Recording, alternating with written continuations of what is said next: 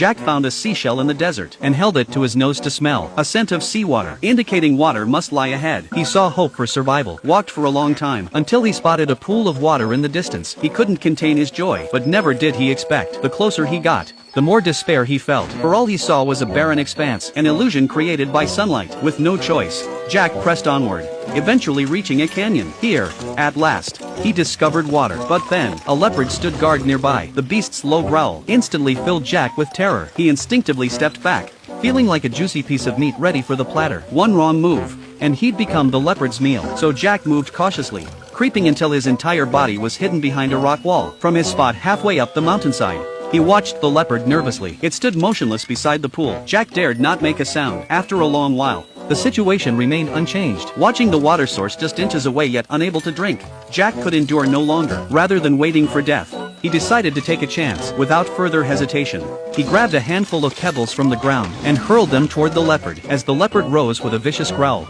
Jack instantly froze in terror, collapsing to the ground. To his surprise, the leopard didn't attack. Instead, it bolted away, as if granting Jack a chance to survive. Now, Jack dragged his weary body, limping toward the hollow. He practically tumbled into the water. The moment his parched lips touched the cool liquid, he plunged in like a starved wolf pouncing on prey. Though his thirst was quenched, food now became his survival challenge. With no other choice, Jack pursued a stray rabbit. Yet, he had underestimated the rabbit's agility. Just as he was about to give up, he looked up, and a cicadere suddenly appeared before him. Unexpectedly, the leopard had beaten him to it. But where there's a will, there's a way. While searching for other food, he discovered the leopard's discarded deer carcass in the valley. He rushed forward without pause, cut off a piece of meat with his knife, stuffed it into his mouth, and began to eat. But just then, the leopard came running down the cliff. Jack froze in terror. He tentatively tried to pull out the knife, but the leopard paid him no mind. Seeing this, Jack's courage grew. He carefully tore off another piece of venison, stuffing it into his mouth. When the leopard showed no sign of attack,